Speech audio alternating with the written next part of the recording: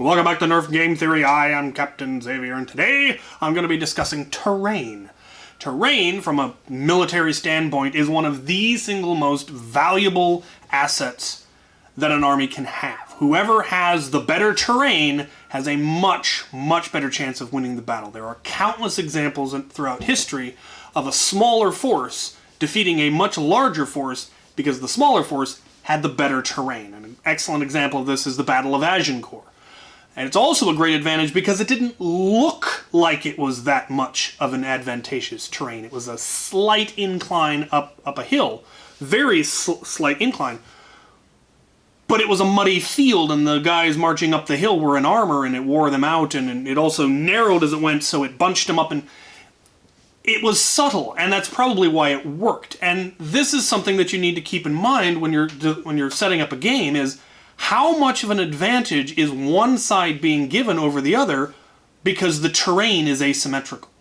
Now, the only time that's, you're not going to have asymmetric terrain usually is if you start in a completely empty field and you brought all the cover and you set it up perfectly symmetrically.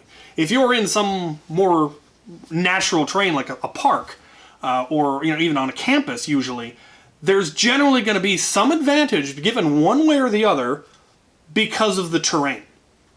And that can be very disheartening when you realize that, we're getting bottlenecked, or they've got better cover, or, we're having to run uphill while they're shooting downhill, stuff like that.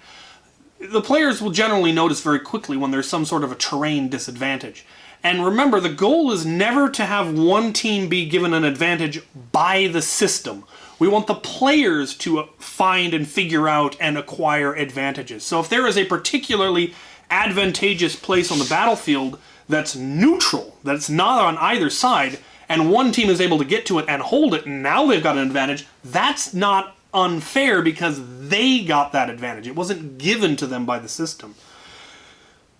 The easiest way to make sure that one side isn't being given an unfair advantage, or rather to balance out said unfair advantage, is simply to always run all of your scenarios twice and switch sides. That's how we do it at Borst. That's how we do it here usually. That's how we did it at the war I went to this weekend. Most of those have a very distinct terrain advantage. My arena less so, because it can be reconfigured and it can be made to be symmetrical. But Borst was a very asymmetrical field. It was lots of trees that were not in the same place, and so there was definitely in certain scenarios the tree cover was heavily favored one side. At the arena that I was at, or I was at Out of Darts' warehouse this weekend. Some of it was fairly symmetrical, but there were definitely some asymmetrical sections that gave one side an advantage over the other, or could, depending on how the players played it. And so we swapped just to make sure. And that's really the easiest way, because then if there is a terrain advantage, both sides have had that advantage once, and so they really can't complain that much.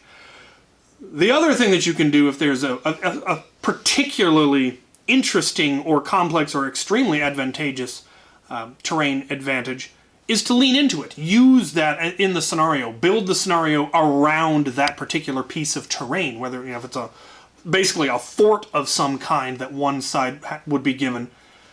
Make it an assault. One side is assaulting the fort. And you can then rebalance teams or things, to make that more interesting. Again, the event this weekend at Out of Darts' warehouse, there was a tower of sorts. It has an upstairs studio that overlooks the entire warehouse.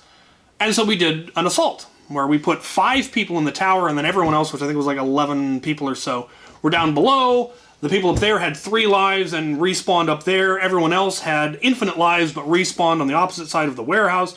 And once a defender ran out of lives, they joined the attackers, and the attackers had 3 minutes to take out all of the defenders. And it ended up being fairly balanced. I think the defenders won 2 out of 3, and the attackers, we finally managed to break through on the last one. But that was where, and we rotated through several times, so anyone who wanted a chance to be in the tower got a chance to be in the tower. Some people just weren't interested. They wanted to attack, and that's perfectly fine. But again, because one side was being given an advantage, other things were done to balance it.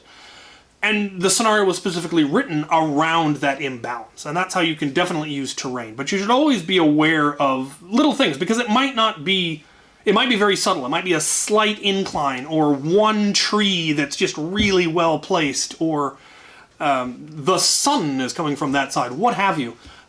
Be aware of that. Think about that. And talk to your players and listen to your players. If they're getting disheartened because they really think that their side of the field is disadvantaged, then swap every once in a while, or rotate the field, or something, some way to try to ensure that they aren't feeling that they're being unfairly treated, that things are being imbalanced improperly. So that is my thought on terrain in general.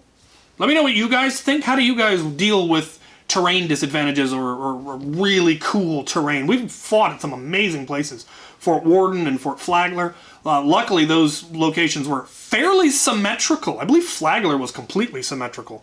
Worden, I think, was a little bit less so, but really interesting terrain can make a huge difference, but you have to be careful and make sure that you're not giving one side an advantage over the other, and if you are, then just swap. Very, very simple to do. So, there are my thoughts. Thank you for watching.